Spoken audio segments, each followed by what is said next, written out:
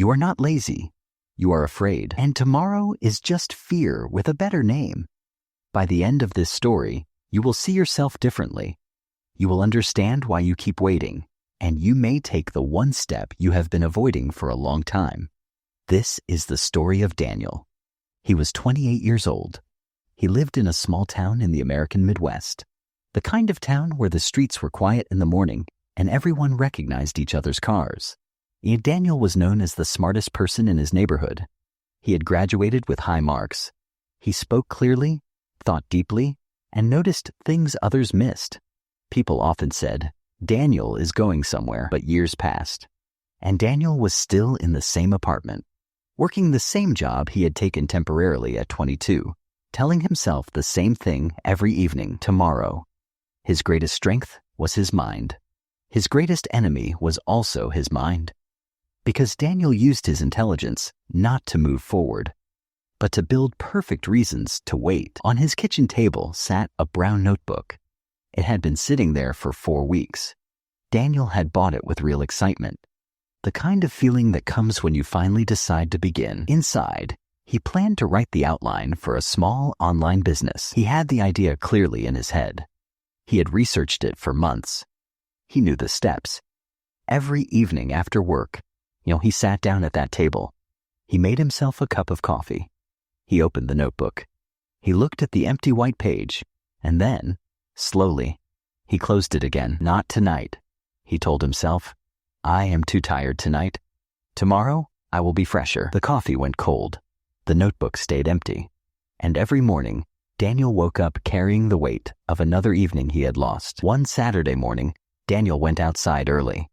The air was cold, and the street was still gray with morning light. Across the road, his neighbor Marcus was loading boxes into a small van. Marcus was 24 years old, 4 years younger than Daniel. He had grown up 2 streets away. Same town, same kind of family, same starting point. Daniel walked over slowly, hands in his pockets. Marcus, what's going on? Moving somewhere? Marcus looked up and smiled. He was tired, but his eyes were awake. No. Just delivering orders. I started selling handmade goods online a few months ago. It grew faster than I expected, so I need to make deliveries now on weekends. Daniel looked at the boxes. That's really good, man. I have been thinking about doing something online too, actually. I just need to organize my thoughts first. Get the timing right. Marcus nodded slowly. He picked up another box. You mentioned that last spring, Daniel. And the spring before, I think. He said it without cruelty, just simply, like a fact. Then he closed the van door and drove away. Yet Daniel stood on the sidewalk alone. The street was quiet again. He stood there for a long time. That night, Daniel could not watch television. He could not read. He sat at his kitchen table in the dark, the notebook in front of him, still closed.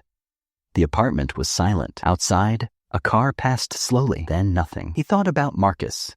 Younger, same town, same beginning, already building something real. He thought about the people who used to say, Daniel is going somewhere. He wondered when they had stopped saying it. He thought about every evening he had sat at this same table, every cup of cold coffee, every empty page. He sat very still for a long time. He was not angry. He was not dramatic. He felt something much quieter, the specific sadness of a person who has disappointed himself so many times that he has stopped being surprised by it. He looked at his hands on the table, and he said very softly to no one in the room, I have been preparing to start for so long that starting itself has become the dream. The room stayed silent. The notebook did not move.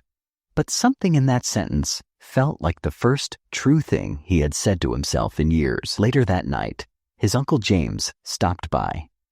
James was 49 years old. He had built a small carpentry business with his own hands over 20 years. Nothing large, nothing famous, but steady, real, and his own. He knocked. Daniel opened the door. James looked at his face and asked nothing. He came in, sat down, and accepted a glass of water. They sat together quietly for a while. James noticed the notebook on the table. He reached over and picked it up. He felt its weight. He turned it over once in his hands. Then he set it back down without opening it and looked at Daniel for a moment. Then he asked quietly, "If a river is afraid to leave the mountain, what does it become?" Daniel looked at him. James said nothing more. He did not explain. He did not list reasons or give advice. He simply finished his water, stood up, and said at the door, "The water doesn't wait until the path is perfect, Daniel. It just moves. That is all." The door closed. Daniel sat alone with that question.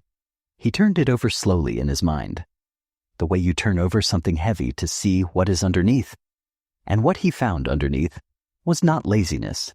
It was fear. Fear that he would begin and still not be good enough. Fear that starting would remove the excuse. Fear that the dream was safer as a dream than as something real that could fail. For the first time, he saw the truth clearly. He had not been waiting for the right time.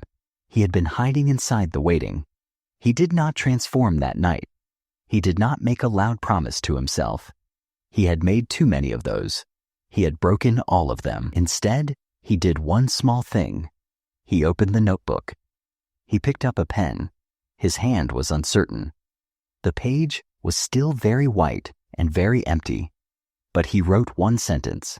Just one. The first honest sentence he had written in 2 years. It was not polished. It was not complete. But it was on the page. It was real. He looked at it for a long time. Then he closed the notebook. Not to hide from it this time, but because the work had begun, and tomorrow he would continue. 6 weeks later, something small happened. Daniel showed his written plan to one person, an older woman named Carol, who ran a small local goods store on the main street. She read through his notes carefully. She asked 2 or 3 questions. Then she looked up at him over her reading glasses. "Daniel, this is a solid idea. You have thought about this carefully. Why did you wait so long to show someone?" Daniel looked at her. This time he had an answer, but he kept it to himself because it was private, and because understanding it was enough. He thanked her and walked home slowly. The morning air was cold but clear. His hands were in his pockets.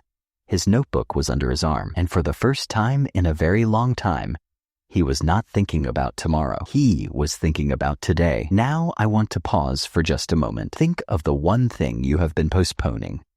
Not for days, but for months or maybe longer. Ask yourself honestly, what are you really afraid of? No, tomorrow is where unfinished dreams go to sleep. You are not waiting for the right time. You are waiting to stop being afraid. The river does not wait for a perfect path. It simply moves. One real sentence is worth 1,000 perfect plans. If Daniel's story reflected something true in your own life, consider passing it to someone who is also waiting for the right moment to begin. And if you would like to hear more stories like this one, we would be glad to have you stay with us here at my channel. Somewhere tonight, a notebook is sitting on a table, and the only thing standing between empty and begun is the quiet courage to open it.